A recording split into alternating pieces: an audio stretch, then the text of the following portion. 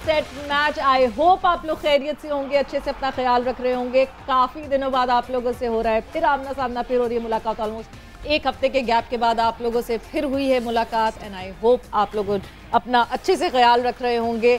तो यहाँ पे ये सिलसिला फिर से शुरू करेंगे। गेम सेट के प्लेटफॉर्म पे वापसी आके फिर से खुशी हो रही है कि आप लोगों से कनेक्टिविटी फिर से शुरू हो गई है एंड ये कनेक्टिविटी बरकरार रहेगी आगे और डिस्कशन होगी। आज हमारी फोकस होगा ऑब्वियसली श्रीलंका वर्सेस पाकिस्तान। दूसरा टेस्ट खेला जा रहा है, तीसरे दिन का इख्तिताम हुआ है। मैं हूँ सवेरा पाशा और मेरे साथ मौजूद हैं अदील अजहर। अस्सलाम वालेकुम एंड यस गुड इवनिंग आप सबको। सवेरा को एक बार फिर से हम खुशामदीद कहते हैं स्टूडियोज़ में और उनको हम अश्योर करते हैं कि आपकी गैर मौजूदगी में हमने शो का बहुत ख्याल रखा था। आप सबूत के तौर से यूट्यूब में जाके जो है वो प्रोग्राम देख भी सकती हैं। लेकिन yes good to have her back and I hope you had a very good vacation Savera. Very good vacations and बहुत ज़्यादा मैंने एंजॉय किया। But obviously game set match जिस तरह I take this show as my baby and I miss this. और आपने अब्दुल्ला शफी की batting भी मिस कर दी फिर? नहीं देखिए, अच्छा, वो देखिए ऐसा नहीं है। देखिए मैं जहां भी जाऊं दुनिया में शायद मार्स पे कनेक्टिविटी ना मिले तो नहीं देख सकता। आपको पता है क्या, आपकी मैं इंस्टा पे स्टोरीज वगैरह देख रहा था और मुझे पता है क्या याद आ रहा था। मैं जब लास्ट टाइम टर्की गया था तो सवेरा ये वो दिन थे हम जब आए थे वापस इस्तांबुल और वहाँ पे दिस वाज द डे जब Misbah-ul-Haq scored that century at Lord's और उन्होंने वो पुशअप्स मारे थे and me and my son. ये तो खैर बहुत छोटा था जो यहाँ भी बैठा हुआ है, लेकिन जो बड़ा वाला था वो भी उस वक्त बहुत छोटा था। वो 2015 आई गया 16 इनफैक्ट और हमने वो सेलिब्रेट किया था एक मॉल में जाके। वहाँ पे पाकिस्तान की विन है, वो सो हैप्पी। आई मीन वो भी देख रहे थे कि ये मोबाइल पे क्या देख रहे हैं ये लोग बैठे हुए, टर्किश ये सोच रहे थे। बट बहरहाल anyway it was great win for Pakistan. लेकिन ऐसा लगता है कि थोड़ा बहुत ओवर कॉन्फिडेंस जिसका हमें डर था, जिसकी हम बात भी कर रहे थे पिछले हफ्ते के, इस श्रीलंका टीम के खिलाफ ओवर कॉन्फिडेंट नहीं होना है and they have come back really strongly. मजीद बात करेंगे तफसील में जाके, लेकिन उससे पहले हस्बे मामूल WhatsApp in sports and over to Savera. तो व्हाट्सएप इन स्पोर्ट्स क्या है आज की ताज़ा तरीन खबर स्पोर्ट्स के हवाले से। तो जिस तरह मैंने कहा था फोकस हमारा होगा Sri Lanka versus Pakistan. The second test third day bad light की वजह से जो है जल्दी इख्तिताम कर दिया गया है इस तीसरे दिन का। बट गोल टेस्ट की जब हम बात करते हैं तो गोल टेस्ट पर श्रीलंका की पोजीशन इस वक्त काफ़ी स्ट्रॉन्ग है। ख़राब रोशनी की बायस जो है वो जल्दी थर्ड डे का जो है वो इख्तिताम हो गया। बट श्रीलंका 176 5 विकेटों का नुकसान हो गया है और इसी के साथ जो है 323 की लीड ऑलरेडी चढ़ चुकी है। और ये जो लास्ट पार्टनरशिप इस वक्त हुई, उस लास्ट पार्टनरशिप में कोई 15 ओवर्स में क्विक 59 रन्स बनाए गए, यानी विकेटें गंवाई जा रही है टीम श्रीलंका, मगर रन्स की जो जिस रेट से रन्स बना रहे हैं वो कम नहीं होने दे रहे हैं। आप देखें ऑल टुगेदर तो 50 प्लस के रन रेट से, रेगुलरिटी स्ट्राइक रेट से जो है वो श्रीलंकन बैटर्स खेल रहे हैं। यही रिक्वायरमेंट जो है हमें पाकिस्तान टीम की तरफ से चाहिए। पहली इनिंग की पाकिस्तान की पहली इनिंग की बात करूं तो 231 जो है वो जोड़ सकी थी टीम पाकिस्तान, जिसमें आगा अली सलमान एक वाहिद वो बैटर थे जो 62 रन बना सके थे। He was the leading run scorer for our team. So let's see कि क्या किस तरह की परफॉर्मेंस होती है। मेंडिस ने 5 विकेटें ली थी और अब जब हम अपने स्पिनर्स की बात करते हैं वी एक्सपेक्ट अ लॉट कि हमारे स्पिनर्स भी जो हैं कुछ अच्छा करें और इन कंडीशंस का भरपूर फ़ायदा उठाएं जिस तरह श्रीलंका के स्पिनर्स होता है। ऑलराइट, इसमें सवेरा ज़रा 3.5 रन पे दे आर बैटिंग श्रीलंका। इसमें जो बड़ा क्रिटिकल फैक्टर है वो ये कि कल का मैच बारिश से मुतासिर हो सकता है। There is a 50% chance of rain. So आइए हम सब दुआएं करते हैं, नमाज़ इस्तिस्का पढ़ते हैं, कुछ करते हैं, बिकॉज एक दिन तो इंशाल्लाह हमारे लड़के बैटिंग करेंगे, सवा दिन तक बैटिंग कर लेंगे, उसकी टेंशन नहीं है। थोड़ा बॉल मैच में टाइम ज़ाया होना चाहिए बारिश की वजह से, लेकिन बहरहाल no credits taking away from the Sri Lankan team. They are in complete control in this match. Sri Lanka के दौरे के बाद याद रहे जी पाकिस्तान की जो अगली कमिटमेंट है वो है नेदरलैंड्स का दौरा। और नेदरलैंड्स में पाकिस्तान टीम जो है वो एम्स्टलवीन में 3 ओडीआई मैचेस खेलेगी। ये मैचेस 16, 18 और 21 तारीख को खेले जाएंगे, अगस्त की मैं बात कर रहा हूँ। और इसके लिए पाकिस्तान टीम का जो ऐलान है वो दूसरे टेस्ट मैच गॉल के इस टेस्ट मैच के ख़त्म होने के फ़ौरन बाद कर दिया जाएगा। ख्याल यही है दैट पाकिस्तान के इंजरी का शिकार फास्ट बॉलर शाहीन शाह अफरीदी को इस सीरीज़ में रेस्ट दिया जाएगा। और ये भी सुनने में आ रहा है कि शान मसूद को जो है वो टीम में शामिल किया जा सकता है। That would be a good plan as long as उसको खिलाने का मौका दिया जाए। स्क्वाड में तो खैर बाला रखते हैं। कहते हैं जी सिलेक्शन कमेटी ने खिलाड़ियों की सिलेक्शन के लिए सलाह मशवरे अपने इख्तितामी मराहिल में जो है वो अब इनके दाखिल हो चुके हैं। बिल्कुल जी, इंतज़ार है कि कब स्क्वाड अनाउंस होगा नीदरलैंड के खिलाफ। एक्सपेक्टेशंस यही हैं कि जो हम बार बार कहते हैं बेंच बेंच बेंच को मौका दिया जाए, क्या दिया जाएगा ओडीआई का जब स्क्वाड अनाउंस होगा। बट जहां डोमेस्टिक सीजन की बात करें तो डोमेस्टिक सीजन का भी ऐलान कर दिया है पाकिस्तान क्रिकेट बोर्ड ने। डोमेस्टिक सीजन 22-23 का जो ऐलान किया उसमें सीजन के आगाज़ में जो है 33 मैचेस खेले जाएंगे, जो कि नेशनल T20 कप से शुरुआत होगी। नेशनल T20 30 अगस्त से लेकर 19 सितंबर तक रावलपिंडी और मुल्तान में खेला जाएगा। उसके बाद कायद-ए-आज़म ट्रॉफी जो कि 27 सितंबर से लेके 30 नवंबर तक खेली जाएगी। सीजन का आखिरी टूर्नामेंट होगा पाकिस्तान कप एज यूजुअल 10 दिसंबर से लेकर 3 जनवरी तक कराची में पाकिस्तान कप खेला जाएगा। और कैलेंडर में शामिल जो सेकंड 11 टीमें हैं उन टीमों के टूर्नामेंट्स अब डबल लीग के ऊपर जो है वो डिपेंड करेंगे और डबल लीग टूर्नामेंट्स खेले जाएंगे सेकंड 11 के लिए। ये सारे टूर्नामेंट्स डिवाइडेड हैं अलग अलग वेन्यूज़ में, जहां रावलपिंडी, कोयटा, एबटाबाद, कराची, मगर लाहौर में कोई भी डोमेस्टिक टूर्नामेंट नहीं।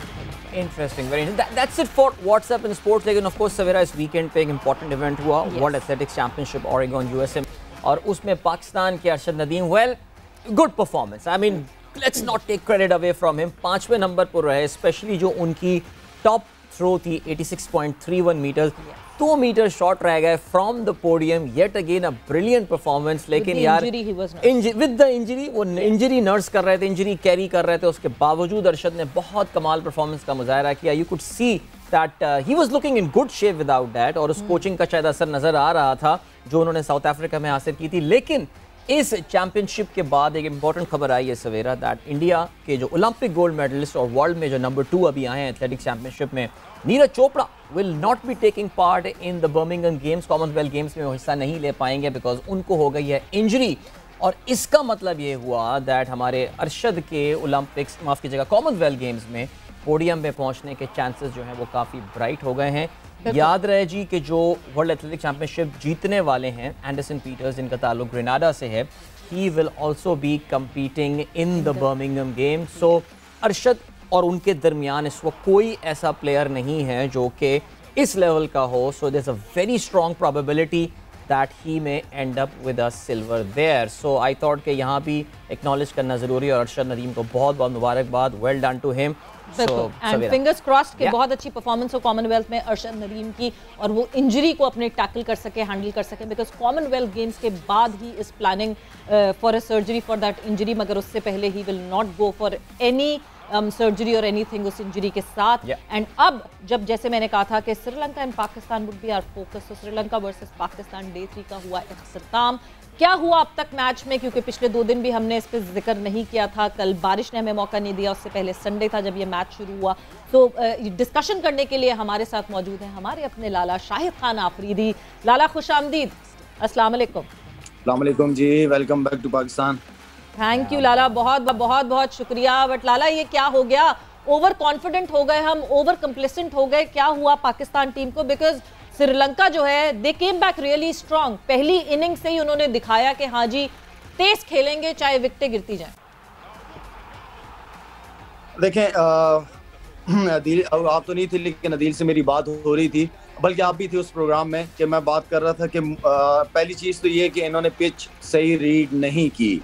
आपने 2 फास्ट बॉलर खिलाए और 3 जेन्युइन स्पिनर्स खिलाए, जबकि मैंने कहा था कि 2 स्पिनर्स, रेगुलर स्पिनर्स भी बहुत हैं, इसके अलावा आपके पास आगा सलमान भी बॉलिंग करते हैं। तो 2 फास्ट बॉलर्स के साथ क्रिकेट खेलना, जबकि आपके पास सवेरा हारिस रऊफ फिट है जी, बिल्कुल फिट है।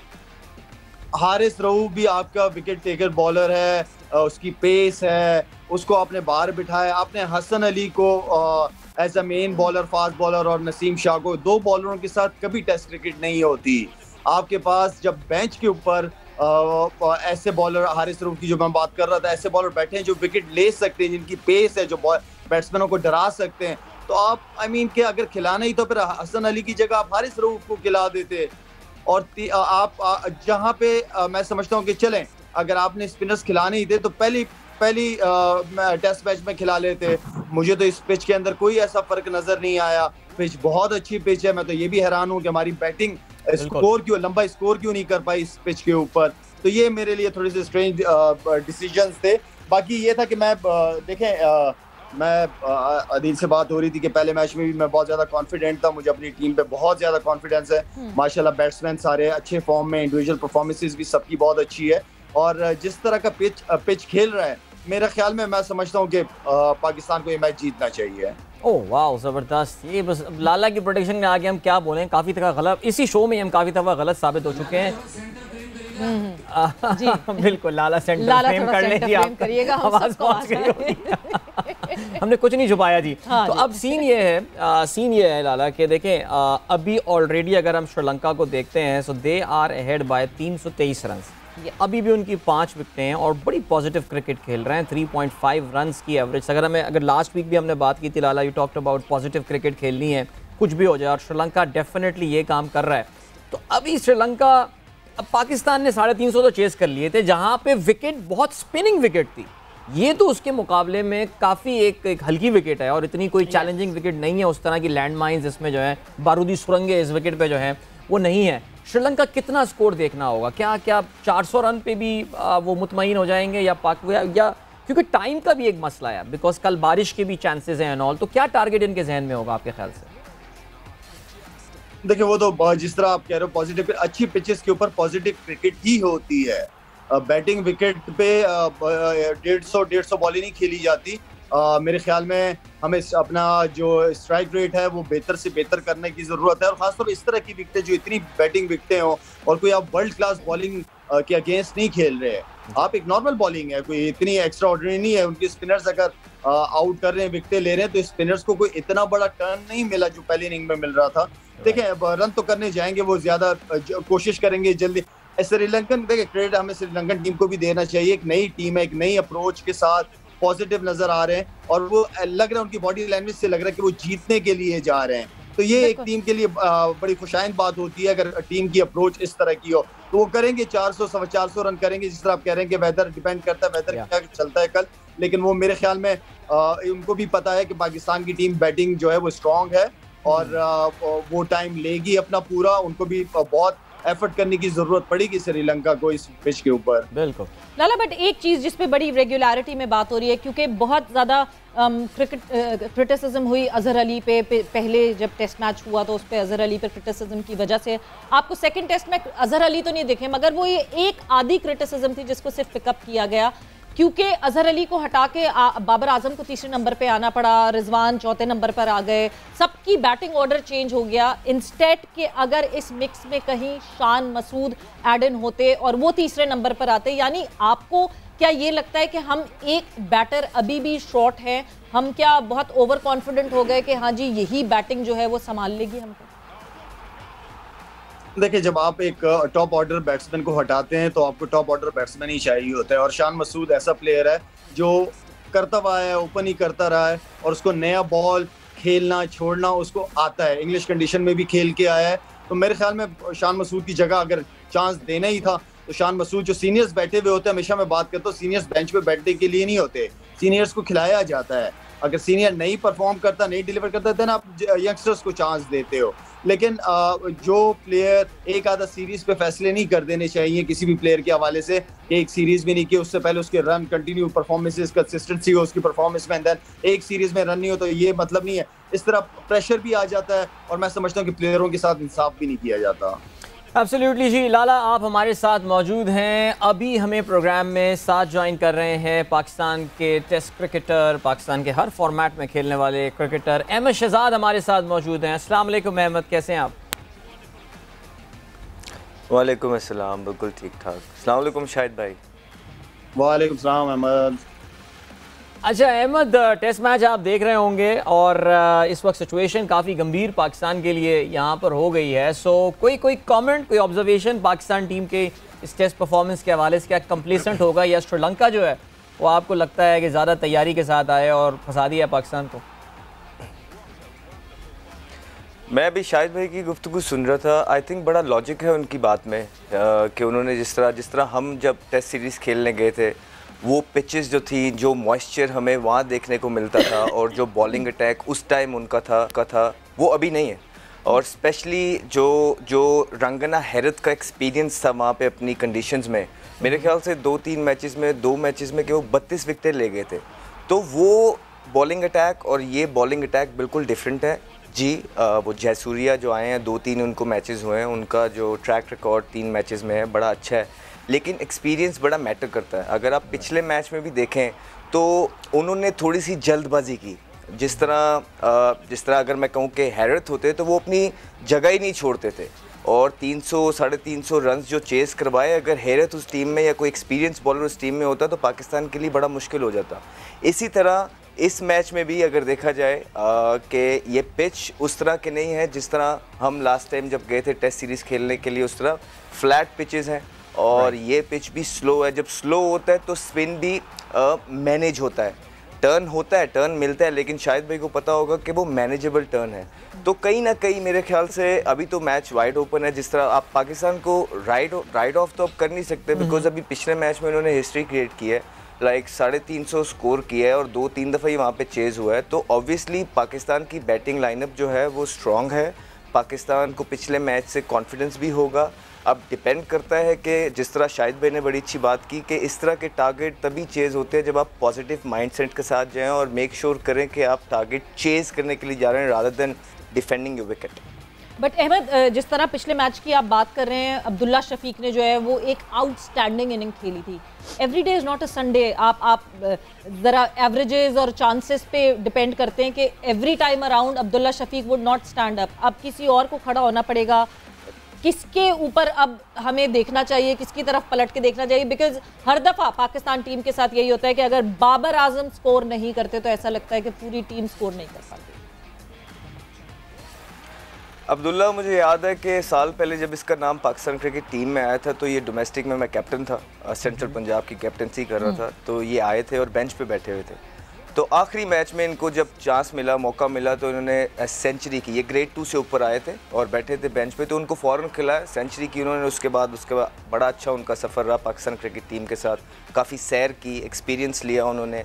तो ये चीज़ हेल्प करती है। देखिए, आप जब टीम के साथ रहते हैं आपको एक्सपीरियंस मिलता है, उस कैंप का एनवायरनमेंट मिल जाता है, आपको प्लेयर्स और कोचेज़ की सपोर्ट मिलती है, जिसकी वजह से हमने देखा कि उन्होंने लास्ट मैच में बड़ी अच्छी इनिंग खेली, पूरा क्रेडिट उनको जाता है। लेकिन एट द सेम टाइम वो इनिंग गुजर गई है और वो अब ये एक नया मैच है। नए मैच में अगेन लाइक हमने अपने बड़ों से यही सुना हुआ है, हमेशा यही सुनते हैं कि लाइक जो अच्छा किया उसको भूल जाओ, बुरा किया उसको भी भूल जाओ, अगले मैच की तरफ देखो। मुझे तो अभी भी बड़ी उम्मीद है कि एक तो बाबर आजम तो हैं ही ट्रम्प कार्ड पाकिस्तान के, उनका स्कोर करना अगर इन्होंने किसी भी किस्म का टारगेट चेस करना है बहुत ज़रूरी होगा। दूसरा फवाद आलम, मुझे लगता है कि उनका ट्रैक रिकॉर्ड सजेस्ट करता है जिस तरह डोमेस्टिक में कंसिस्टेंसी के साथ अगर कोई इस टाइम प्लेयर है इस पाकिस्तान टीम में जिसका रिकॉर्ड अच्छा है, जिन्होंने सेंचुरी स्कीमी है, जिन्होंने हमारी डोमेस्टिक की मुश्किल से मुश्किल कंडीशंस को कॉन्कर किया हुआ है, मुश्किल से मुश्किल डिफरेंट बॉलिंग को कॉन्कर करके उन्होंने मैचेस जितवाए हैं, सेंचुरी स्कीमी है।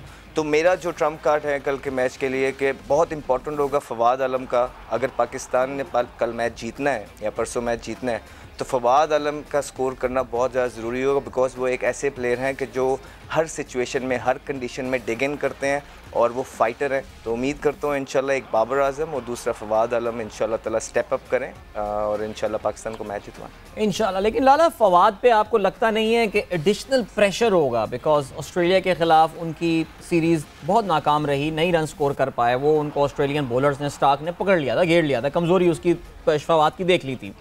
फिर फवाद को पहले टेस्ट मैच में नहीं खिलाया गया। नेचुरली जिनकी फवाद से बात हुई है वो बताते ही हैं कि was very disappointed. I mean he was expecting to be, वो उम्मीद कर रहा था कि वो प्लेइंग 11 में होगा।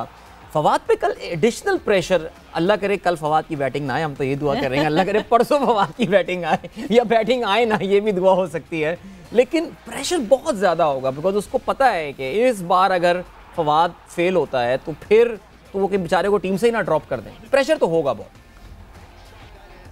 देखें, प्रेशर की बात, अगर प्रेशर फवाद आलम नहीं लेगा और तो फिर मेरे पास आ जाए यहाँ KPL और MSL खेल ले, तो प्रेशर तो लेना पड़ेगा। प्रेशर होगा, प्रेशर को हैंडल किस तरह करना है ये तो प्लेयर का कमाल है, ये तो प्लेयर का टैलेंट है। तो जाहिर बात है प्रेशर जिसने परफॉर्म किया हुआ होता है उस पर भी प्रेशर होता है, इसलिए कि उससे उम्मीदें बढ़ जाती हैं। तो मेरे ख्याल में जितने भी टॉप क्लास क्रिकेटर्स, आप विराट कोहली की जो नहीं चल रही, फॉर्म नहीं है, तो उसके ऊपर भी तो प्रेशर है ना। और वो जब परफॉर्मेंस कर रहा था, अब जाहिर बात है एक्सपेक्टेशन, अब मैं अगर जैसे अहमद बात कर रहा है फवाद आलम के हवाले से, बाकी फवाद आलम ने हमेशा मुश्किल सिचुएशन में और डोमेस्टिक रेगुलर खेलता रहा है और हर बॉलिंग के खिलाफ हर पिच के ऊपर उस लड़के ने लंबी इनिंगें खेली हैं, कोई 50, 60, 70, 80 नहीं किए, लंबे 100 किए हैं उस लड़के ने। तो मेरे ख्याल में उसको पता है कि उसने किस तरह इस प्रेशर को हैंडल करना है, प्रेशर को किस तरह हैंडल किया जाता है, अपनी बेस्ट शॉट देना है कल उसने इंशाल्लाह, अगर बैटिंग आती है या परसों।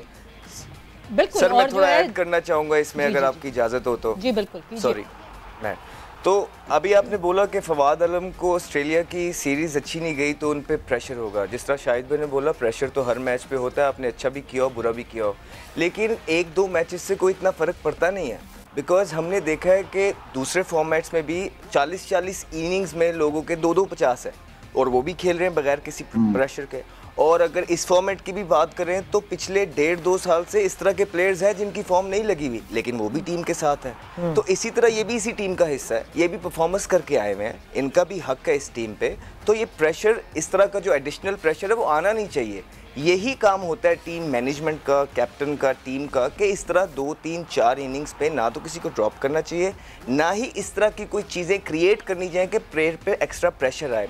मैं बड़ा फर्म बिलीवर हूँ, एक बैट्समैन के लिए एक बॉल होता है, तो उसका बहुत ज़रूरी है मेंटली उसको इतना क्लियर रखना, यही एक काम है। देखिए शाहिद भाई बोलते हैं, मैंने अक्सर इनको सुना है कि इंटरनेशनल लेवल पे कोचिंग की ज़रूरत नहीं होती, मेंटरशिप की ज़रूरत नहीं होती, एक चीज़ की ज़रूर ज़रूरत होती है, आप प्लेयर को इस तरह का एनवायरनमेंट देते हैं कि उस पर किसी किस्म का प्रेशर ना आए।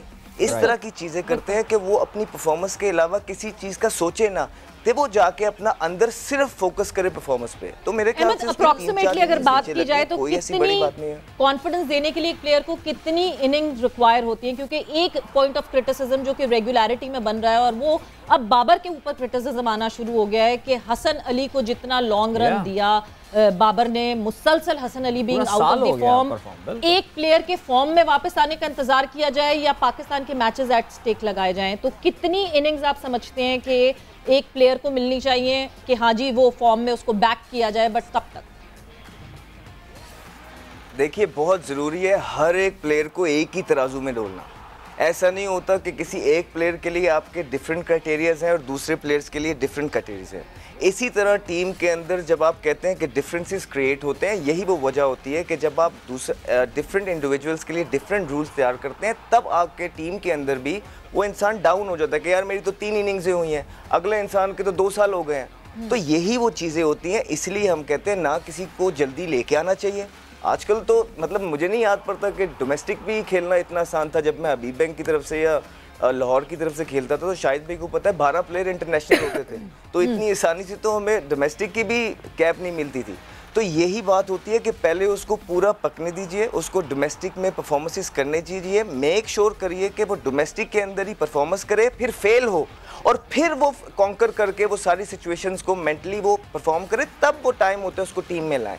और जब वो इतनी परफॉर्मेंसेस करके टीम में आता है, फिर उसको 6-8 महीने 1 साल का रोल दिया जाता है। फिर साल बाद आप उसकी परफॉर्मेंसेस निकालते हैं और देखते हैं कि विनिंग परफॉर्मेंसेस कितनी है, कितना इंडिविजुअल परफॉर्मेंस किए हैं और क्या रेशियो था जब इन्होंने परफॉर्मेंस किए हैं, किन कंडीशंस में किए हैं कि जहां टीम को फ़ायदा दिया, टीम को मैच जितवाएं। ये एक तरीका होता है, ना जल्दी लाना चाहिए, ना ही इसी तरह निकाल देना चाहिए।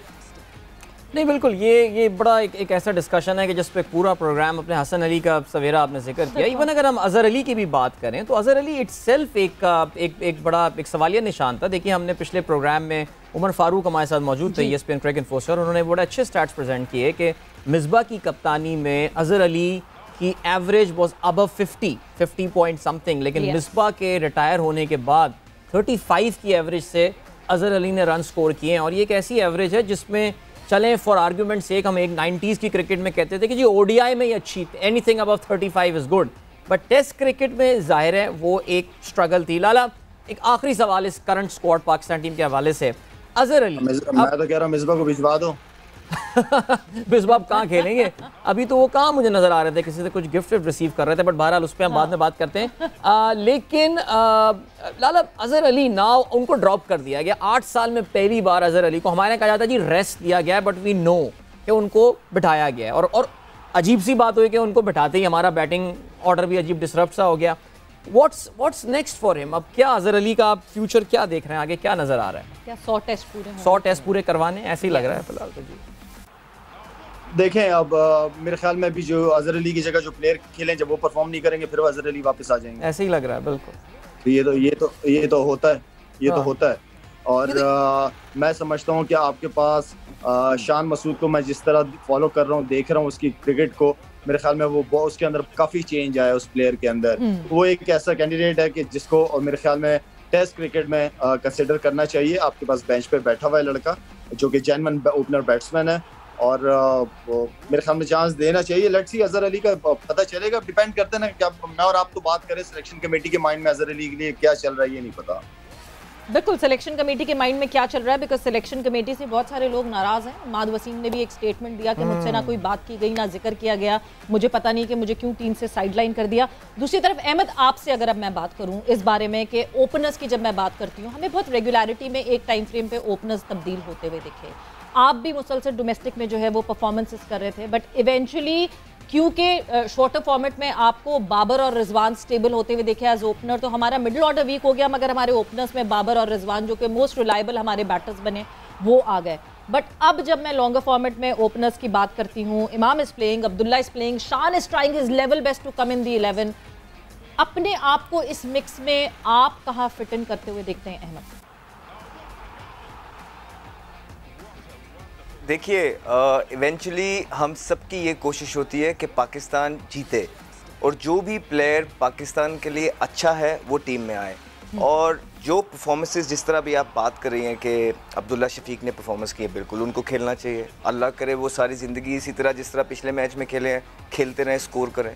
अल्लाह करे बाबर ऐसे खेलते रहें, अल्लाह करे इमाम ऐसे खेलते रहें। इवन दो शान मसूद मेरे ख्याल से जब से मैं इनको देख रहा हूँ, और वो जब खेले भी तब से भी अच्छी फॉर्म में वो अब हैं, तो अगर कभी उनका चांस बनता है तो वो भी।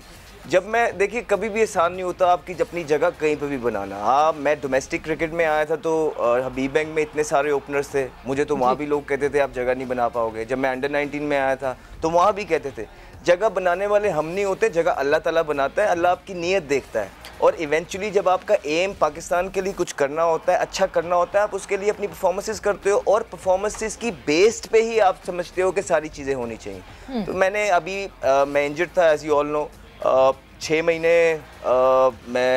महीने 7 महीने से मैंने क्रिकेट अपनी स्टार्ट किया है, और मैं खुश हूँ।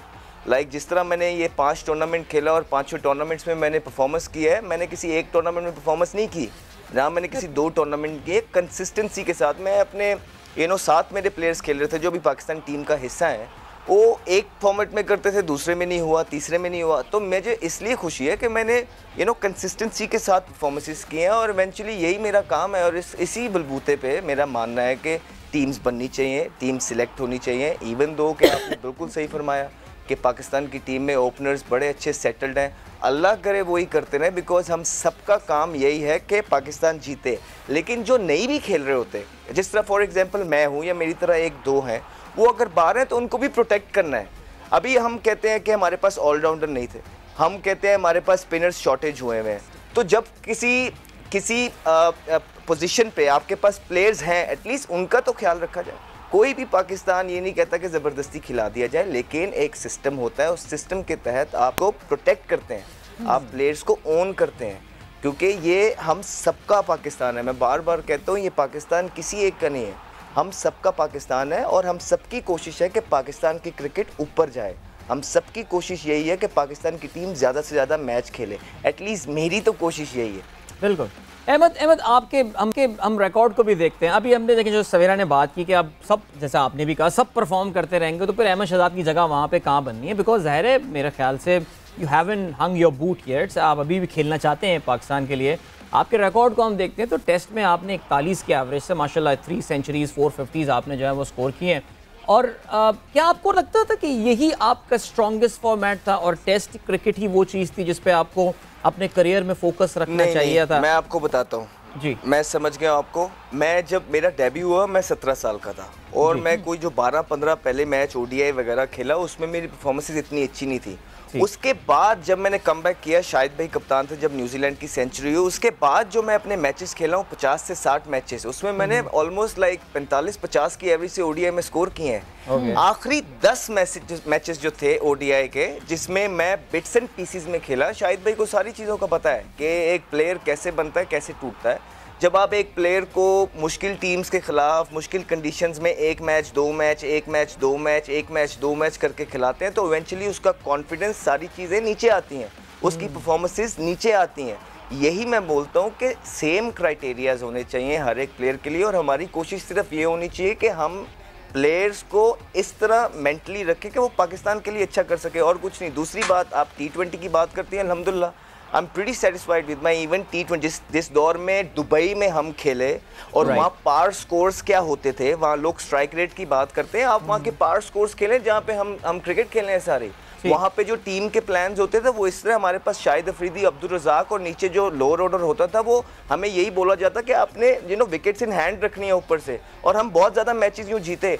तो अब आप क्रिकेट खेलते हैं सारी पाकिस्तान के अंदर इधर उधर, तो बड़ा फ़र्क है इन टीमों में भी, और अल्हम्दुलिल्लाह जिन कंडीशन सिचुएशन में जिन टीम्स के खिलाफ टीम्स के खिलाफ जिनके खिलाफ हमने परफॉर्मेंसेस की, हम प्रीटी सेटिस्फाइड। जहाँ तक आप टेस्ट की बात करते हैं, टेस्ट में तो मेरा आखिरी मैच में भी जब मैं बाहर हूँ मेरा 80 स्कोर है, मेरा 80 स्कोर है। अगेन जिस टूर पे यूनुस भाई और मिसबा भाई का आखिरी मैच था, उस सीरीज़ में भी मेरी अम्मी को कीमो थी, मैं वापस आया, कैंसर था, आखिरी मैच छोड़ के जब ये रिटायर हो रहे थे, इनका आखिरी मैच था, उससे पिछले मैच में मैंने 80 स्कोर किया हुआ है। तो ये मेरी परफॉर्मेंसेस हैं, और जहाँ तक मेरी परफॉर्मेंसेस का सवाल है, मैं अल्हम्दुलिल्लाह जिस टेन्योर में मैं खेला, जिन कंडीशंस में मैं खेला, जिस वेन्यूज़ पे मैं खेला, और जो टीम के प्लान्स थे, I am pretty satisfied with that. Lala, जिस तरह अहमद कह रहे हैं कि डिफरेंट प्लेयर्स के लिए डिफरेंट पॉलिसीज़ नहीं होनी चाहिए, डिफरेंट रूल्स एंड रेगुलेशन नहीं होने चाहिए, क्या इतना तजाद है पॉलिसीज़ में? और अगर रेगुलरिटी में अहमद रन्स कर रहे हैं डोमेस्टिक में, तो क्यों नहीं कंसिडर हो रहे? देखें, अब सवेरा आपको भी अच्छी तरह पता है कि हमारे यहाँ एक T20 की परफॉर्मेंस पे टीम के अंदर लड़का आ जाता है, बिल्कुल, और उसको जब पाकिस्तान से नहीं करता फिर उसको वो नज़र भी नहीं आता। बहुत सारी एग्जांपल्स हैं, छोटी छोटी परफॉर्मेंसेस पे। अहमद की बात से मैं एग्री करता हूँ कि किसी भी प्लेयर को लाने के लिए उसको एटलीस्ट 3 सीज़न 4 सीज़न डोमेस्टिक खेलने चाहिए, और ख़ासतौर पे बैट्समैन टाइम लगना चाहिए। जहाँ तक अहमद की बात है, देखें, अपॉर्चुनिटीज़ आती हैं, अपॉर्चुनिटीज़ मिलती हैं, आपके ऊपर डिपेंड करता है आप उसको अवेल किस तरह करते हो। अगर मैं ये समझता हूँ कि हमारे पास अहमद को काफ़ी मौका मिला है, काफ़ी चांसेस मिले हैं इस लड़के को, और इसने पास में भी परफॉर्म किया, लेकिन एक टाइम आ जाता है जब आपके पीछे बैट्समैन बैठे हुए हो, लाइन लगी हुई हो, तो फिर आपको पता होना चाहिए कि यार मुझे अब कंसिस्टेंट होना चाहिए, मेरे लिए हर सीरीज इंपॉर्टेंट है, अगर मैं नहीं करूंगा तो मेरी जगह कोई और पकड़ लेगा। तो अहमद के पीछे लड़के थे, प्लेयर्स बैठे हुए थे उस वक्त। अगर अभी की बात करें तो अभी ऐसे कुछ मुझे नजर नहीं आ रहे कि बहुत लाइन से कोई 3 4 5 ओपनर बैठे हुए। उस टाइम पे थे, ओपनर्स थे हमारे पास जो बैठे हुए थे कंसिस्टेंट, उनको मौका नहीं मिला, खिलाया नहीं गया, लेकिन ये था कि अहमद को भी काफ़ी चांस मिला है, और इसकी कोई क्रिकेट ख़त्म नहीं हुई, और ना इसकी कोई इतनी उम्र है। तो मेरे ख्याल में ये इतना स्ट्रॉन्ग कैरेक्टर का लड़का है कि ये अपने आप को दोबारा कम बैक कर सकता है, और इसके पास सबसे बेस्ट चीज है वो परफॉर्मेंस है, और सिर्फ परफॉर्मेंस है, जहां मौका मिले परफॉर्म करे। एक चीज जो आप डोमेस्टिक प्री रिक्विजिट की बात कर रहे थे कि स्पेशली एक बैटर को 3 से 4 सीजन खेल कर टीम का हिस्सा बनना चाहिए। बहुत ज्यादा क्रिटिसिज्म हुई जब अब्दुल्ला शफीक को खिलाया गया, जब इस वक्त अब्दुल्ला शफीक आए थे, अब्दुल्ला शफीक ने सिर्फ एक फर्स्ट क्लास का मैच खेला हुआ था, अभी भी अब्दुल्ला शफीक के सिर्फ 9 फर्स्ट क्लास के मैचेस हैं। इवन देन जब पिछले मैच की चौथी इनिंग में अब्दुल्ला ने एक ब्रिलियंट इनिंग खेली, तो बहुत सारे लोगों का बयान इस चीज़ पे बदल गया, बहुत सारे लोगों की स्टेटमेंट इस चीज़ पे बदल गई कि शायद कुछ ऐसे एक्सेप्शनल बैटर्स होते हैं जिनको शायद डोमेस्टिक का इंतजार किए बगैर, उनमें अगर if you have seen him playing that way तो आप जल्दी भी बुला सकते हैं, जल्दी भी करवा सकते हैं। क्या ये भी तजाद का हिस्सा बनेगा या कभी कभार एक्सेप्शंस होते हैं? देखिए, बैट्समैन को देखो एक्सपीरियंस बड़ा मैटर करता है, एक्सपीरियंस बहुत इंपॉर्टेंट है। आप डोमेस्टिक क्रिकेट से जो आपको एक टेम्परामेंट बड़ा बिल्ड होता है, आपका 4 डे क्रिकेट जो होती है उससे आपका टेम्परामेंट बहुत बिल्ड होता है। आप हर किस्म की कंडीशन, हर किस्म के बॉलर्स के अगेंस्ट खेलते हैं। ठीक है, प्रोफेशनल टैलेंट होता है, लेकिन ये है कि वो फौरन आप ये नहीं कह सकते कि ठीक है एक इनिंग खेली है, बहुत अच्छी इनिंग खेली है, मैं और आप ही बैठे हुए होंगे, जिस दिन वो परफॉर्म नहीं कर रहा होगा मैं और आप ही बातें कर रहे होंगे, ठीक है ना। तो अभी किसी को इस लेवल पे ना लेके जाए कि बाद में जो है हम उसको क्रिटिसाइज करना पड़ रहा हो हमें। तो अभी उसने इनिंग खेली है, उसको हमने अप्रिशिएट किया है, और अच्छा होता अगर ये बैटिंग विकेट के ऊपर जो सेकंड टेस्ट मैच चल रहा है इसमें भी रन करता वो। बिल्कुल। अच्छा अहमद, आप कुछ ऐड करना चाह रहे थे, बजाय हमें लग रहा है। जी प्लीज प्लीज प्लीज। मैं बोलता हूँ, देखिए मैं शाहिद भाई की बातों से बिल्कुल इत्तेफाक करता हूँ, हर एक बात जो इन्होंने की बिल्कुल ठीक की, लेकिन मैं कुछ कहना चाहता हूँ वो ये है कि अगर फ़र्ज़ करें शाहिद भाई खेल रहे हैं और शाहिद भाई को एक दो मैचेस करके खिलाया जा रहा है और उसके बाद वो बेंच उनको सारा पता है उनको क्या क्या होता है, और उसके बाद एक bowler allrounder leg spinner try होता जाए और 13 से 14 ट्राइज हो जाए तो फिर कोई ना कोई आता है जो स्टेबल हो जाता है, नंबर 1। नंबर दूसरा, आप ये देखते हैं कि अभी जिस तरह अब्दुल्ला शफीक की आप बात कर रहे हैं कि अब्दुल्ला कोई ना कोई, आपने बोला कि बैटर होता है, कि बैटर भी कोई एक्सेप्शनल निकल आता है जिनको आप लेके आ सकते हैं, तो वो ये जो नज़र है ये किसकी है, ये कौन डिसाइड करता है। और नंबर 2 कि जो नहीं बन पाते और जिनको आप खिलाते हैं और वो नहीं कर पाते, उसका जिम्मेदार कौन है। बस ये मैं आपसे क्वेश्चन। वैलिड पॉइंट, नहीं बहुत वैलिड पॉइंट है। और मेरा मैं भी इसमें ये ऐड करना चाहूँगा कि मोहम्मद यूसुफ का बड़ा मशहूर था कि जी उनको भी विदाउट एनी सिग्निफिकेंट, बल्कि बगैर किसी फर्स्ट क्लास के वो आ गए थे। कि कितने मिडिल ऑर्डर्स ट्राई हुए। एग्जैक्टली, नहीं मैं बिल्कुल अहमद शहजाद बिल्कुल आपकी बात से 2 से 3 मिडिल ऑर्डर्स आए जब बाकी भी सारे बड़े बड़े प्लेयर्स खेल रहे थे ना, मैं आपको बताता हूँ, जो बड़े बड़े प्लेयर्स भी खेल रहे थे ना, कितने उन्होंने किसी मिडिल ऑर्डर को आने दिया, परफॉर्मेंस करते थे, कोई बात नहीं, 4, 6, 10 इनिंग है, अभी भी लड़कों की नीचे लगी हुई है, पहले भी लगती थी, कितने मैचेस होते थे वो परफॉर्मेंस नहीं करते थे, लेकिन किसी को आने नहीं देते थे। जब आप उन्होंने देख लिया होता था, कैप्टन होते थे, वो देखते थे कि यार ये टीम में जान मारता है, ये टीम के लिए अच्छा है, ये मुल्क के लिए अच्छा है, उनको वो सपोर्ट करते थे। जब एक के बाद एक आप पीछे लेके आते रहेंगे कोई और किसी को बाहर करना चाहेंगे तो इवेंचुअली कोई ना कोई फिट हो जाता है। देखिए बहुत प्लेयर्स हैं जो खेल रहे हैं, बहुत लड़के हैं जो खेल रहे हैं, और 13 से 14 ओपनर्स ट्राई किए गए जब से मैं बाहर हुआ, तो कोई ना कोई फिट होना था। और जहाँ पे सिर्फ 2 से 3 मिडिल ऑर्डर्स ट्राई किए गए, तो ये तो आप मुझे खुद, मैं आपसे क्वेश्चन पूछता हूँ, अगर ये वैलिड नहीं है मुझे आप इसका जवाब दीजिए। एक सवाल बहुत जरूरी है पूछना, वो इसलिए क्योंकि जब भी कहीं चीफ सिलेक्टर से बात होती है, जब भी कहीं जो जिनके पास सिलेक्शन की अथॉरिटी है उनसे बात होती है, जब उनसे ये बात हुई कि क्यों अहमद शहजाद को इग्नोर किया जा रहा है, तो एक जवाब जरूर आता है। वो जवाब ये होता है कि नहीं जी, हमें ड्रेसिंग रूम के माहौल को सही रखना है। अहमद, ऐसी क्या चीज़ है जो आप ड्रेसिंग रूम के माहौल को खराब करते हैं? शाहिद भाई से पूछ लें इस सवाल का जवाब, सामने बैठा हूँ, पूछ लीजिए। नहीं, मैं आपसे पूछना चाहती हूँ, उनको क्यों कटघरे में आप खड़ा कर रहे हैं? अहमद, ये सुनते होंगे आप क्या एटीट्यूड लोग कहते हैं जनरल जी, एटीट्यूड का मुझे बिल्कुल सर, मैंने तो बहुत कुछ सुना है, मैंने तो अपने बारे में बहुत कुछ सुना है सर, लेकिन हमें यही बताया जाता था कि आपने अपनी क्रिकेट पे फोकस करना है, हम मीडिया को नहीं मानते, हम इधर उधर की बातें नहीं मानते। तो अगर मैंने कुछ किया है, मैं आपको बोल रहा हूँ, मेरा ज़िंदगी में एक एम रहा है, मैंने नाम बनाना है, मुल्क के लिए कुछ करना है। जो एंजॉयमेंट्स मैंने की, कोई ऐसी चीज़ नहीं है जो दूसरों ने नहीं की, मैंने की। कोई इनडिसिप्लिन चीज़ ड्रेसिंग रूम में मैंने नहीं की, अगर होती तो वो आज तक, देखे मेरी बात कोई छुपी नहीं कभी तक, मेरी कभी कोई छोटी से छोटी बात नहीं छुपी, वो सबसे पहले मीडिया ने लगाई है और हेडलाइंस बनती रही हैं, और कई तो ऐसी भी बनी जब वो आता था कि पता नहीं वकार यूनुस को चपेड़ मार दी या उन्होंने मुझे मार दी, हमने तो ऐसी हेडलाइंस भी देखी हैं।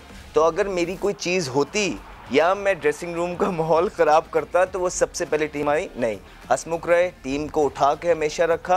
हाँ, अगर आपने चीज़ें बनानी है अपनी तरह, अगर आपको नई चीज़ें अच्छी लग रही, देखिए मैंने पहले भी कहा था, अपने ही होते हैं जो सारी चीज़ें कर रहे होते हैं, ठीक है, अपने ही लोगों से बहुत सारी चीज़ें देखी नहीं जाती, कुछ चीज़ें हैं जो अंडर कवर रहे तो बहुत ज़्यादा बेहतर है, ठीक है। जहाँ तक मेरे डिसिप्लिन की बात है ना, नहीं, मैंने कभी भी किसी कोई बड़े को, मेरा मुंह नहीं थकता आज तक, भाई भाई कर करके सबको, मैंने कभी ज़िंदगी में कोई ऐसी चीज़ नहीं की जो मेरे मुल्क के अगेंस्ट है। मैंने एक मैच मुल्क की बेहतरी और भलाई और विनिंग के लिए जीता, कभी ज़िंदगी में कोई ऐसी, सर बहुत सारी चीज़ें होती हैं पाकिस्तान या दुनिया के अंदर, मेरा अल्हम्दुलिल्लाह मुझे किसी चीज़ का रिग्रेट नहीं है। जो लोग आके ड्रेसिंग रूम के माहौल की बात करते हैं, अभी बाबर आजम कप्तान थे डोमेस्टिक के, मेरा छोटा है भाई है, मैंने मेक श्योर किया कि उसको इज्जत दूं क्योंकि वो कप्तान है। मैं कभी ज़िंदगी में कर ही नहीं सकता कोई ऐसी चीज़ें जो इनडिसिप्लिन हो, या मैं, डिसिप्लिन क्या होता है जी, आप डिसिप्लिन ये होता है कि आप कितने प्रोफेशनल हैं, आप अपनी प्रैक्टिसेस किस तरह कर रहे हैं, आप टाइम पे आ रहे हैं कि नहीं आ रहे, आप टाइम की पाबंदी कर रहे हैं कि नहीं कर रहे, अगर कोई कर्फ्यू लगा है तो आप उसको मान रहे हैं कि नहीं मान रहे, आप टीम की जीत में किरदार दे रहे हैं कि नहीं दे रहे, आपकी इंटेंशंस क्या हैं। तो मुझे तो आज तक नहीं याद पड़ता कि मैंने अपने 17 साल के करियर में कोई ज़िंदगी में इस तरह की चीज़ की हो कि जो मुझे आंखें नीचे करनी पड़े। मुझे कभी ज़िंदगी में किसी के सामने झुकने, लेकिन फिर भी मैं हमेशा से चुप रहता हूँ। मैं आज भी चुप हूँ, आगे भी कोशिश करूँगा मैं चुप रहूँ। मैं कुछ नहीं चाहता, मुझे न्यूट्रल फील्ड तो दे दें। बिल्कुल, मैं तो कुछ नहीं और कहता, मुझे सिर्फ न्यूट्रल फील्ड चाहिए, जो रूल सबके लिए हैं मुझे सिर्फ वो चाहिए। आप कहते हैं 8 ओपनर है, 10 भी ले आए, सिर्फ मुझे न्यूट्रल फील्ड दे दें बस, और मैं आपसे कुछ नहीं मांगता। मुझे सिर्फ न्यूट्रल फील्ड चाहिए। जिस तरह बाकी ट्रीट होते हैं मैं भी चाहता हूँ कि मैं उसी तरह ट्रीट हूँ, बिकॉज मैंने ज़िंदगी में मुझे कोई रीज़न नहीं पता लगता कि क्या रीज़न क्या है। आप मुझे कह देती हैं डिसिप्लिन बड़ा आसान है सवेरा, मैं आपके लिए डिसिप्लिन की बातें करने लग जाऊँ। मेरा मसला सिर्फ ये है कि मैं लॉबीज़ पे यकीन नहीं रखता। मेरा मसला सिर्फ ये है कि मैं टॉक्सिक बातों के वो जो हिस्सा नहीं बनता। मेरा मसला सिर्फ ये है कि मैं जब झुंड में एक दूसरों की बुराइयां हो रही होती है मैं उसका पार्ट नहीं बनता। मेरा मतलब सिर्फ ये है कि मैंने हमेशा जो है ना परफॉर्मेंसेस पे यकीन रखा। अगर मैंने आपके लिए कोई नेगेटिविटी स्प्रेड करनी है और एक वर्ड स्प्रेड हो गया वह बड़ा आसान है, मैं जहाँ बैठूँ मैं आपकी बुराई करूँ। सवेरा तो ऐसी है, मेरे 20 जर्नलिस्ट सवाल जानने वाले हैं, मैं उनको भी कहा एक छोटी सी बात छोड़नी और ये छोटी सी फटर्निटी ये फैलती रहती है। इसलिए मैं कहता हूँ अपने ही हैं जो इस तरह की चीज़ें करते हैं, उन्होंने कर लिया जो करना था, मैं कुछ नहीं बोला। लेकिन अभी भी मैं सिर्फ ये कहता हूँ कि मुझे न्यूट्रल फील्ड चाहिए। बट अहमद ये जो जिस इनजस्टिस की आप बात कर रहे हैं, इस इनजस्टिस का क्लेम जो है वो असद शफीक हैं कि अजहर अली इतनी दफ़ा फेल हुए मगर अजहर अली को नहीं निकाला गया टीम से। मैं क्या थोड़ी उसमें इनिंग्स में फेल हुआ, मुझे निकाल दिया गया। तो क्या ये जनरली सबके खिलाफ आई वुड से कि ये इनजस्टिस है, या आपको ये लगता है कि पर्टिकुलरली आपको फोकस किया गया? असद शफीक बहुत अच्छे लड़के, बड़ा सर्व, इन्होंने 70 टेस्ट मैच खेले माशाल्लाह पाकिस्तान के लिए, उनकी परफॉर्मेंस है। अजहर अली के साथ तो उनकी बड़ी दोस्ती थी, तो अब वो आज इस तरह की बात कर रहे हैं कि अजहर अली परफॉर्मेंस नहीं कर रहे। वो बीच में भी बड़े पैचेस आते थे जब अजहर अली से परफॉर्मेंस नहीं होती थी, तब भी वो खेलते थे। तो मैं यही बोलता हूँ कि डिफरेंट क्राइटेरियाज डिफरेंट प्लेयर्स के लिए नहीं होने चाहिए, मुल्क के लिए अच्छे नहीं। दूसरा ये, अगर मैं बातें करने पे आऊँ, मैं आपको इतने प्लेयर बनवा दूँ जिन्हें 40 इनिंगों में 250 है T20 और 113 या 14 के स्ट्राइक रेट से आखिरी 20 मैचेस में वो खेले हुए हैं, and known to be a power hitter, known to be a destructor. ठीक है, वो जब भी करेंगे जितवा देंगे, वो कब करेंगे? तो ये बातें करना बड़ा आसान होता है। ये हमारे हाथ में ये कुछ होती नहीं है, चीज़ें हमारे हाथ में होती नहीं है, लेकिन ये सिस्टम के हाथ में चीज़ें होती हैं और सिस्टम को हर एक चीज़ का ख्याल रख के आगे चलना चाहिए। और मेरे ख्याल से हर टाइम में कभी जी लाला प्लीज जी लाला, मैं ये कह रहा हूँ कि अहमद का जो है ना, अहमद को मेरी वजह से भी काफ़ी टारगेट का निशाना बने, क्योंकि मेरी इसके साथ सपोर्ट बहुत ज़्यादा थी। मैंने इसको बहुत चांसेस दिए और जिसकी वजह से ये इसके लिए बड़ा नेगेटिव, जब मैं कप्तानी छोड़ के चला गया था रिटायरमेंट के बाद, तो इसके साथ फिर उनको वही चीज़ें थी कि ये तो लाला के बहुत ज़्यादा करीब था और ये वो, क्योंकि देखें सवेरा, मैं इसको बहुत ज़्यादा सपोर्ट इसलिए करता था कि उस वक्त पाकिस्तान में मुझे ऐसा ओपनर मिल नहीं रहा था। जब ऐसा ओपनर था नहीं हमारे पास, एक परफॉर्मेंस भी कर रहा था, फिर ज़रूरी नहीं कि हर मैच में ये परफॉर्म कर सकता, लेकिन मेरी वजह से इसको बाद में काफ़ी टारगेट किया गया है। लाला, डिसिप्लिन की भी बात हो रही थी, आप देखें ये तो अहमद शाहिद भाई सुने देखिए मेरी बात सुनिए। आपने ये पता नहीं क्यों बोले लफ्ज़, क्या बोले, आपके पीछे क्या सोच थी, मैं बिल्कुल इन चीज़ों पे नहीं, मैं मानता हूँ हमेशा से आप मेरे बड़े भाई थे, और चाहे जो भी आप कर लें, ठीक है, आप जैसे भी मेरे साथ बर्ताव कर लें, आप जो भी बोलना चाहते हैं, आप जो भी करना चाहते हैं, मुझे हर्ट होता है बिल्कुल, लेकिन आप मेरे बड़े भाई हैं। और जिस टाइम आप कप्तान थे, उस टाइम भी जगह पे होता है, जिस टाइम आप कप्तान नहीं थे, लेकिन मैं सिर्फ आपसे ये चाहता हूँ कि आप जिस टाइम आप कप्तान नहीं थे, आपको मौका मिले आप सिर्फ रन्स करो, अपनी बेगम बच्चों को एंजॉय करो, लाइफ को एंजॉय करो। अल्लाह ताला ने जिंदगी बहुत खूबसूरत बनाई हुई है, और शायद मैं भी तो यही बोलता हूँ, मैं भी तो यही बोलता हूँ कि रन्स ही करना चाहता हूँ, लेकिन उसके लिए जो प्लेटफॉर्म्स हैं उनको मना तो ना किया जाए। अब मैं आपसे पूछता हूँ ना, मैंने पीछे भी एक चीज़ कही थी, जब PSL में मुझे एक टीम्स लेना चाहती हैं तो कौन मना कर देता है? आप मुझे बताएं ना, रन्स कहाँ करूँ, घर पे? हाँ नहीं, वाकई ये एक PSL वाला तो बिल्कुल इशू है, और अहमद का टीम में ना होना, इस पे हैरानी डेफिनेटली होती है। बट अहमद, आपको अभी मौका मिलने वाला है कश्मीर प्रीमियर लीग में, इस बार जो है वो बड़े बड़े पाकिस्तान के नाम भी शिरकत कर रहे हैं, और आपको भी रिटेन किया है रावला कोर्ट ने, if I am not mistaken. So excited about the tournament? Lala भी होंगे वहाँ पे? कप्तान है जी। देखिए, मैं बिल्कुल एंजॉय करना चाहता हूँ ये टूर्नामेंट। मैंने जहाँ जहाँ भी क्रिकेट खेली है, बड़ी छोटी उम्र से मैं परफॉर्मेंसेस देता हूँ, और मैंने पहले भी बोला कि मेरा इतना सगा कोई भी नहीं था कि बगैर परफॉर्मेंसेस के मुझे जो है ना 17 साल से इस फील्ड में रखेगा नहीं।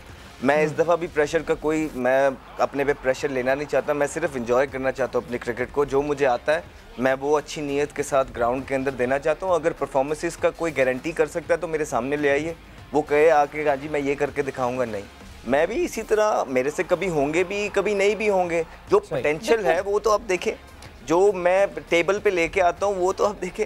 तो मैं अगर आज तक इसी फटर्निटी में, शाहिद भाई ने बोला है कितने प्लेयर्स हैं जो एक मैच खेले और उसके बाद हमें नज़र भी नहीं आते, बे इंतहा प्लेयर हैं। और मैं हमारी डोमेस्टिक इस तरह की है, लाइक जो भी है, आप 7 से 8 कमबैक अगर कर रहे हैं ना, तो मैं मानता हूँ कि आप वाकई एक पाए के प्लेयर हैं। बिकॉज बहुत सारे प्लेयर हैं जो आए, उसके बाद वो डोमेस्टिक में गए, उसके बाद वो कहीं नजर भी नहीं आए। अगर छोटी उम्र में ही 28 से 1 साल की उम्र में ही आप 7 से 8 कमबैक कर रहे हैं और बार बार परफॉर्मेंसेस करके आ रहे हैं, तो ये कोई छोटी बात नहीं है। देखिए, मैं ज़्यादा आगे जाना नहीं चाहता, ना मैं कुछ कहना चाहता हूँ। जब मैं अपने हक में बोलने पे आऊँगा ना, तो मेरे पास इतनी चीज़ें हैं कि मैं 4 दिन बोलता रहूँगा। मैं वो चीज़ें नहीं चाहता। मैं सिर्फ क्रिकेट खेलना चाहता हूँ। मैं अपने क्रिकेट एंजॉय करना चाहता हूँ। जिस तरह ये शाहिद भाई का मुल्क है, जिस तरह ये बाकी सबका मुल्क है, इसी तरह ये मेरा मुल्क भी है। हमने भी पाकिस्तान के लिए बहुत सर्विसेज दी हैं, अच्छी नीयत साफ सुथरे तरीके से दी हैं, और उसको एक्नॉलेज करना चाहिए। मैं तो सिर्फ ये कहता हूँ। बिल्कुल। सो इसी तरह अहमद अपने बल्ले से बोलते रहें, जिस तरह आप डोमेस्टिक में जो है वो कारकर्दगी दिखा रहे हैं। अल्लाह पे तवक्कल रखें, हम तो यही बात करते हैं बार बार, बिकॉज जिस तरह जो इनजस्टिस जहाँ जहाँ होती है उसकी जितनी आवाज़ उठाई जाए वो कम है, मगर उठानी चाहिए डेफिनेटली। आई होप कि आप फिर से उस मिक्स में नज़र आएँ, आपको फिर से वो चांसेस मिलें और आप इसी तरह डोमेस्टिक में परफॉर्मेंस करते रहें। वो कहते हैं ना, दरवाज़ा खटखटाना नहीं है, दरवाज़ा तोड़ के टीम का हिस्सा बनना है। सो वो करते रहिए, and all our best wishes to you from the game set match team. और लाला, आपका भी बहुत बहुत शुक्रिया for being here on this platform. वक्त यहाँ पे ख़त्म हो गया है गेम सेट मैच। एक बहुत ज़बरदस्त डिस्कशन हुई, एक बहुत डिटेल्ड डिस्कशन हुई, जहाँ हम बात करते हैं सिलेक्शन के इनजस्टिस की। बहुत दफ़ा बहुत सारे लोगों ने अलग अलग किस्म की आवाज़ें उठाई हैं। हम डेफिनेटली एक बहुत डिटेल्ड प्रोग्राम करेंगे कि कौन कौन से प्लेयर्स हैं जो डोमेस्टिक में हमें ज़ाया होते हुए दिख रहे हैं और क्यों दिख रहे हैं, उस पर ज़रूर बात करेंगे। बट यहाँ वक्त ख़त्म हो गया गेम सेट मैच का। आप लोगों ने करना क्या है, रखना अपना बहुत सारा ख्याल। टेक केयर, बाय, अल्लाह हाफ़िज़। What a wonderful bowling. It's wonderful.